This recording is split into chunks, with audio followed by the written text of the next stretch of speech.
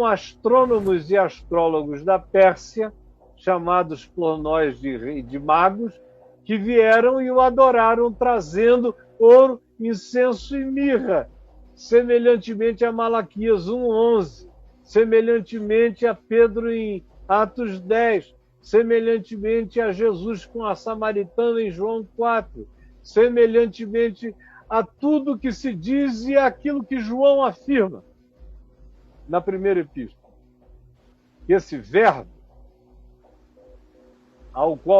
com o qual ele constrói o seu evangelho, no princípio era o verbo, na primeira epístola de João ele diz que nós temos um advogado, capítulo 2, verso 1, filhinhos meus, não pequeis, se todavia alguém pecar, temos advogado junto ao Pai. Ele, esse advogado que advoga a nossa causa, João conclui dizendo, ele é a propiciação pelos nossos pecados e não somente pelos nossos, que sabemos e conhecemos mais ainda pelos do mundo inteiro. É o que Paulo diz escrevendo a Tito, que Cristo Jesus é o Salvador de todos os homens, especialmente dos fiéis. Mas é uma graça que ele sabia que estava estendida para além do conhecimento. É Paulo também que diz em Romanos, no capítulo 2, que havia aqueles gentios que não tinham informação de nada, e que, perdidos nas ilhas dos oceanos, inalcançáveis, mas que tinham o mandamento de Deus escrito no coração e viviam segundo esse mandamento, ora defendendo-se, ora acusando-se a si mesmos, mas encontrando uma síntese que melhorava o ser deles. Aí Paulo diz, vocês vão levar um susto, capítulo 2, verso 16, no dia em que esses corações forem abertos e os segredos dos homens forem revelados diante. Aí eu podia sair falando eternamente sobre isso. Aí chega a Epístola aos Hebreus, aonde isso ganha o tema da Epístola, é a ordem de Melquisedeque. É Jesus que é acima da religião, está acima de Abraão, acima de Moisés, acima do sacerdócio levítico, acima do templo, como Jesus disse, eis aqui quem é maior do que o templo, acima dos sacrifícios, o dele já foi feito uma vez e para sempre, acima de tudo, porque ele é sumo sacerdote, segundo a ordem de Melquisedeque. E com isso, se está dizendo que nenhuma religião, nem Moisés, nem Abraão, nem Davi, nem a Torá, nem ninguém, conforme o testemunho da própria Torá, conforme o testemunho dos apóstolos, ninguém coloca um limite para a revelação de Deus ao homem. Ninguém.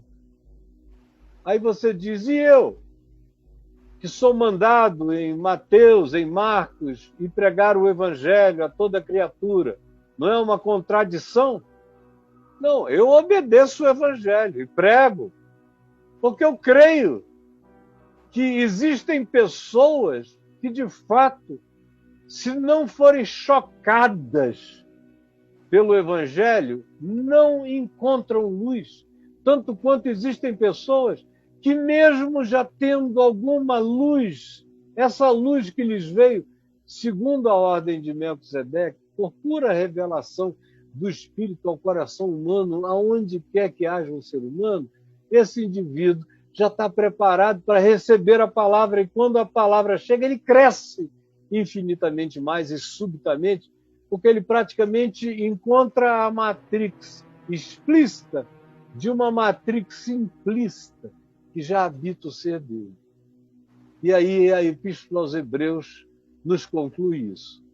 E eu aprendi isso lendo um livreto que eu tenho até hoje aqui, chamado Evangelho em Gênesis, que não fala exatamente assim, mas fala sobre a ordem de Melquisedeque, mas não conclui com essa abertura tão ampla para aplicação do significado disso, e eu não me conformei.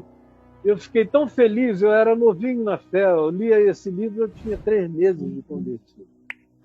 e achei maravilhoso. Eu tenho aqui, ou ali no meu quarto, em algum lugar, ele é precioso para mim como uma coisa, uma relíquia e da minha consciência. Aí, 2 anos depois, eu fui chamado a escrever uma tese para ser ordenado na Igreja Presbiteriana do Brasil. E eu escrevi a minha tese sobre a salvação de Deus fora dos ambientes da religião, segundo a ordem de Melquisedeque. Estava no centro de tudo que eu dizia ali. E pronto, eu falei, foi um escândalo. Ficaram 3 dias discutindo, quase não me ordenaram e tal. É uma história longa.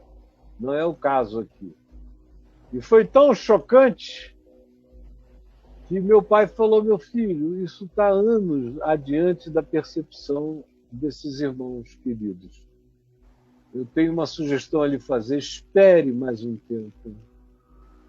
E eu queria logo fazer um livro. Ele disse: não, espera, espera. Senão eles vão ficar te julgando, te queimando, porque eles não estão entendendo, eles não conseguem compreender. Pode ser que no futuro eles te entendam. Aí, um pouco antes do meu pai morrer, eu já vinha falando, eu não consegui me segurar. Depois de 99, eu comecei a falar no assunto, 2000, e meu pai me disse: eu acho que chegou a hora. Vá em frente e viva com as consequências, porque essa é uma palavra que não pode mais ser adiada. Agora, isso é a ordem de Melquisedeque. E ela diz que Deus é livre para se comunicar com quem Ele quer, havendo ou não mensageiros humanos que levem a informação. Aí, mais ou menos por 80 e alguma coisa, 83, 84, 85, me chegou às mãos, já em português, um livro chamado O Fator Melquisedeque, de um homem chamado Don Richardson, que era o autor. Esse livro está à venda, ele deve estar esgotado, mas provavelmente você o acha, Aqui, Caio. porque está aí, ele está à Amazon. venda na Amazon. O É, Fator Melquisedeque, do Don isso. Richardson. O que esse livro diz? Diz a mesma coisa? Não.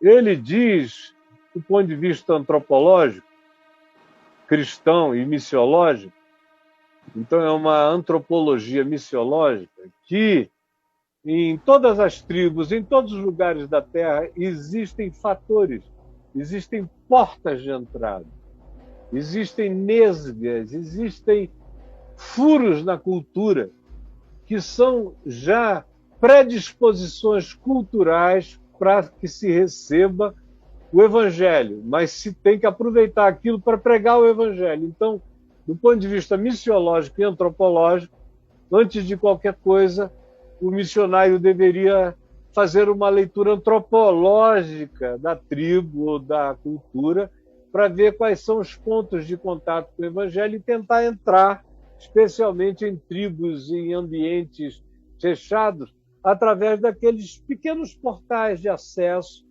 que poderiam facilitar a comunicação para a pregação.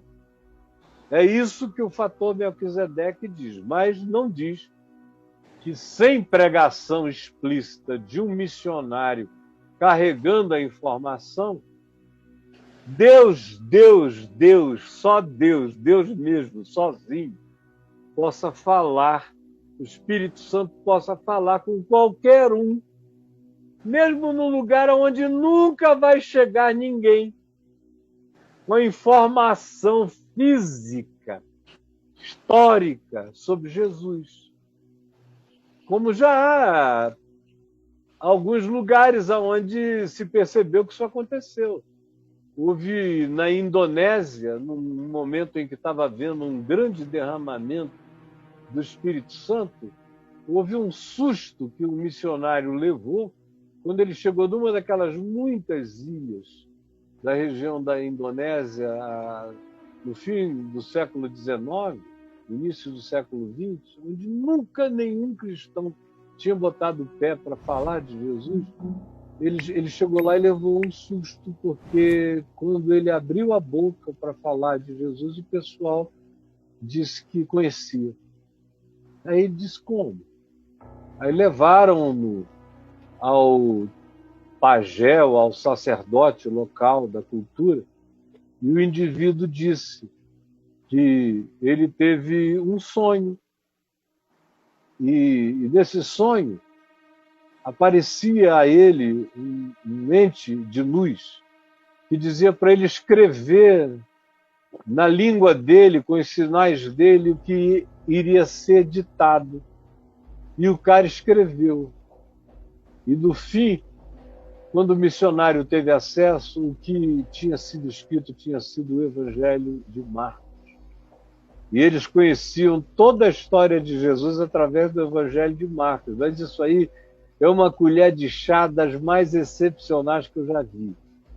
O que eu já vi muito é você chegarem num lugar e encontrarem praticamente todo mundo convertido sem nunca terem ouvido nada e sem saberem de Jesus, mas terem aquela prática de um amor justo nas relações uns com os outros e uma certeza espiritual de que eles eram de Deus, embora eles não soubessem nada do Deus de Abraão e nada do Deus segundo Jesus, mas eles sabiam do espírito do Evangelho, da prática do amor em justiça. E era por isso que se orientavam nos seus corações, nas suas vidas mais simples e mais singelas.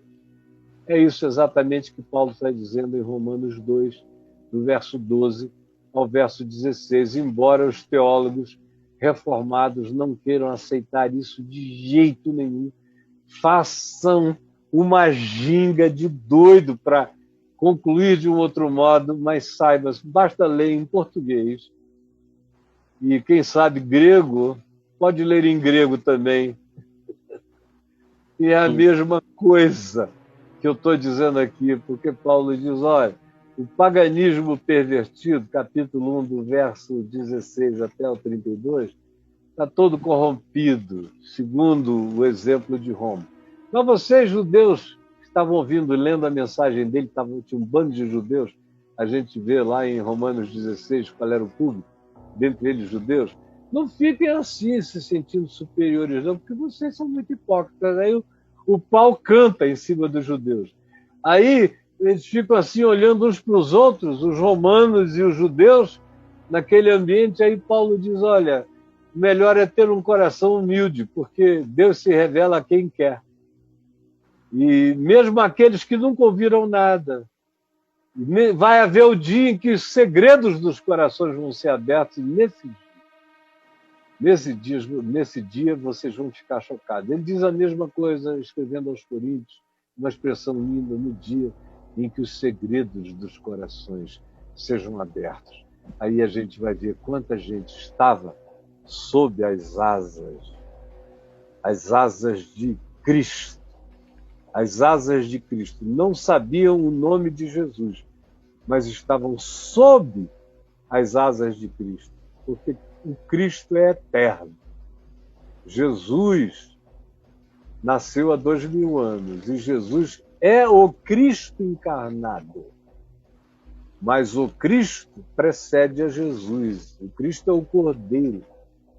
É aquele em quem tudo foi criado. E Jesus é aquele em quem tudo foi criado, não porque Jesus não seja um ente histórico. Ele é o ente histórico que tem 2000 anos. Agora, ele é a encarnação do Cristo, que é a segunda ordem de Melquisedeque. Não tem princípio de dias e nem fim de existência.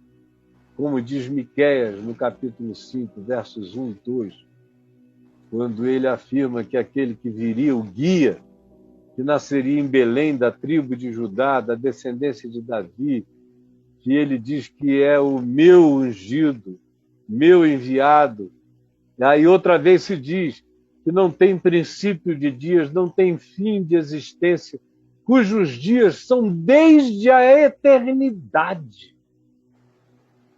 Ele está falando do Cristo antes de Jesus e agora do Cristo que se encarnou em Jesus. E Jesus é a manifestação do Cristo eterno para nós, para quem sabe. E aquele que não sabe, no dia que souber, mesmo que seja sem a interferência de nenhum mensageiro humano, saberá por revelação de Deus. E saberá também quando abrir os olhos para a eternidade, ouvirá Jesus dizer: vem, bendito de meu Pai.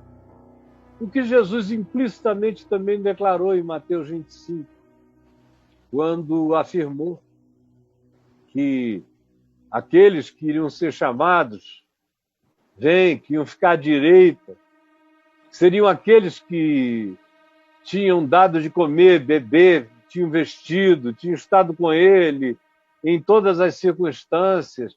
E aí aquele grupo vai dizer: mas nós não, a gente nem soube de ti, a gente nem te conhecia, a gente não estava pensando em ti quando a gente fez o que a gente fez. Quando a gente socorreu os pobres, necessitados, aflitos, sedentos, famintos.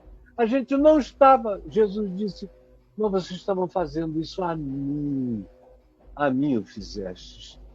Entrem, benditos do meu Pai. Essa é a ordem de Melquisedeque. Isso daria um calhamaço desse tamanho, que eu já deveria ter escrito, mas até o dia de hoje eu só tenho falado a respeito. Mas a ordem de Melquisedeque é infinitamente superior ao fator Melquisedeque. O fator Melquisedeque diz que tem brechas, mas você tem que ir lá e entrar. E se você não pregar, ninguém encontra a graça de salvação ali. Já a ordem de Melquisedeque diz que não depende de eu ir ou eu não ir. Eu devo ir por alegria, por amor. Pastoreia os meus cordeirinhos. Foi o que Jesus me disse: é meu privilégio ser um anjo dessa anunciação, ser um mensageiro dessa anunciação. Agora, Deus não está condicionado a mim. O Espírito Santo não está condicionado a mim, nem à igreja, nem aquilo que você chama de igreja, em lugar nenhum. Do contrário, cara, estava tudo perdido, porque os cristãos não sabem o que é o Evangelho, imagina só. E os cristãos são 1 bilhão de pessoas na Terra, 1 bilhão que não sabe o que é o Evangelho, que precisa ser evangelizado, que são os mais duros de coração. Agora imagina chinês, indiano, gente de todos os tipos e tribos e ritos e islâmicos, e gente animista, e gente nas ilhas solitárias e povos não alcançados. Ou gente que mesmo alcançada tem Coca-Cola, mas não quer Jesus, porque o Jesus é a cara da igreja, e a igreja eles não querem porque para eles aquilo é o diabo opressivo. Então, não associem a graça de Deus à manifestação do que vocês chamam de igreja, porque isso é blasfemo, é limitante, é herético, diminui a liberdade de Deus de ser Deus, e ninguém consegue fazer isso. Ninguém fará, graças a Deus. Você pode me chamar de herege, mas eu sei que eu estou falando a verdade em Cristo. E não estou mentindo a nenhum de vocês.